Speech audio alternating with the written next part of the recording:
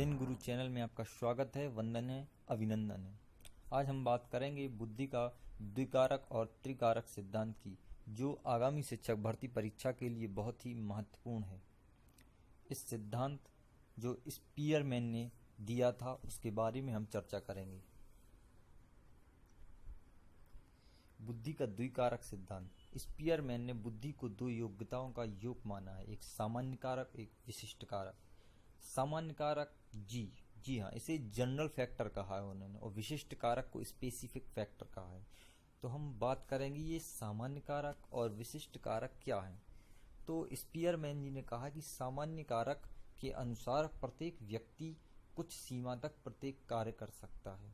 सामान्य कारक व्यक्ति की संपूर्ण मानसिक क्रियाओं में पाया जाता है, परंतु यह विभिन्न मात्राओं में होता है।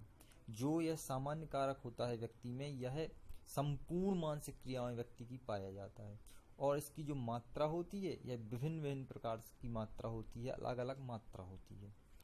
Is the most point of the सामान्य कारक जी जन्मजात होता है। ये कई बार परीक्षाएं पूछा जा चुका है कि सामान्य कारक ये जन्मजात होता है और सफलता की ओर इंगित करता है। तो आप इसे अच्छे से याद कर लें कि सामान्य कारक जो जी होता है ये जन्मजात ही होता है, प्रारंभ से ही आता है, और ये सफलता की ओर इंगित करता है। सामान्य कारक जी जितने अधिक होंगे व्यक्ति उतना ही शीघ्र सफलता को प्राप्त करता है। मतलब सामान्य कारक जितने ज्यादा होंगे व्यक्ति उतना ही सफल होता जाएगा। मतलब सफल व्यक्ति के का जो कारण है वह यही होगा, सामान्य कारक जी होगा, जनरल फैक्टर होगा। अब सामान्य विज्ञान, सामाजिक विज्ञान, दर्शन सामान्य कारक के अंतर्गत आते हैं। सामाजिक अध्ययन, सामान्य विज्ञान, दर्शन, ये तीनों और भी कई आते हैं, ये सभी सामान्य कारक के अंतर्गत आते हैं। अब हम बात करते हैं विशिष्ट कारक एस की, कि विशिष्ट कारक एस क्या है, स्पीयरमैन ने इसे क्यों कहा विशिष्ट कारक एस। व्यक्ति की विशेष क्रियाएं बुद्धि के विशेष कारक के कारण होती है। मतलब व्यक्ति जो भी विशेष क्रियाएं करता है वो इसी विशेष कारक के कारण होती है। इसकी मात्रा और प्रकृति भिन्न भिन्न लोगों में भिन्न भिन्न होती है। मतलब इसकी जो मात्रा और प्रकृति है ये भिन्न भिन्न होती है। विशिष्ट कारक अर्जित होते हैं। तो सामान्य कारक क्या थे, जन्मजात थे, और विशिष्ट कारक क्या हो गए, अर्जित हो गए हैं। ये है अर्जित। ये भी कई बार परीक्षाएं पूछा जा चुका है कि विशिष्ट कारक स्पेसिफिक फैक्टर होते हैं। तो ये अच्छे से याद कर लीजिएगा, ये विशिष्ट कारक अर्जित ही होते हैं।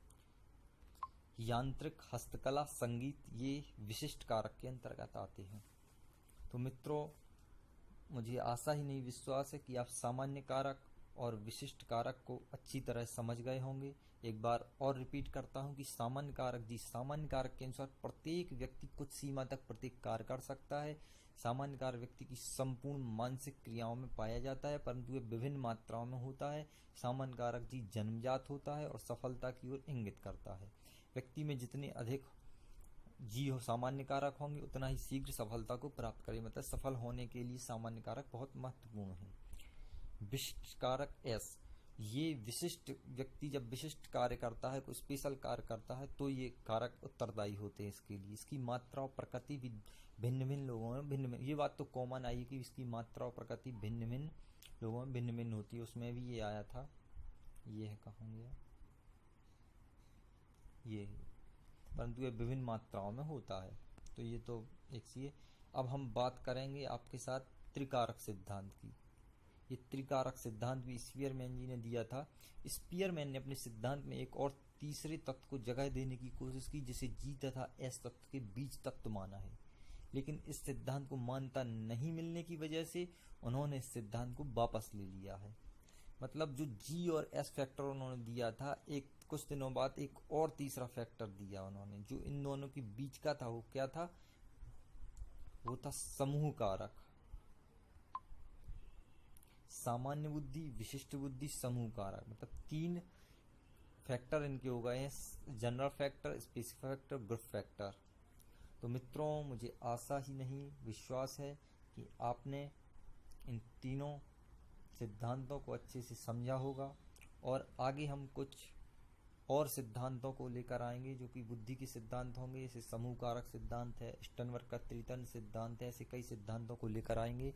आपसे आशा है कि इस सिद्धांतों को पढ़ने के लिए हमारे चैनल को सब्सक्राइब करें और वीडियो को लाइक करें ताकि आपको नोटिफिकेशन मिल सके हमारे आने वाले नेक्स्ट वीडियो का।